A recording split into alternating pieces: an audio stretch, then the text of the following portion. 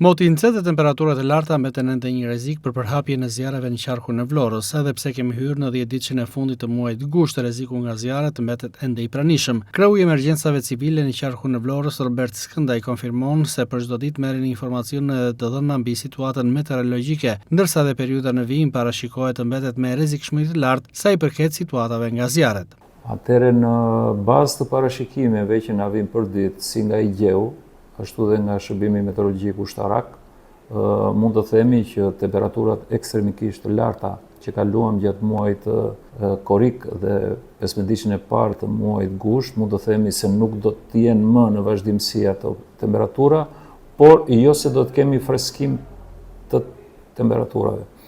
Koha do vi gradualisht duke u rregulluar. Do të kemi edhe këtë javë deri nga e marta, ana e marta do kemi temperatura që do të arrijnë jo për qarkun ton, kuptohet, për zonat Elbasan, Berat, Tiranë, do arrijnë 35-36, ndërsa qarku jon do jetë tek temperatura 30-31. Pra, nuk jemi larguar ende sezonit kritik nga zjarret. Vazhdon gatishmëria e strukturave dhe gjitha kapaciteteve operacionale për përballimin me sukses të ndonjë situate të mundshme në territor.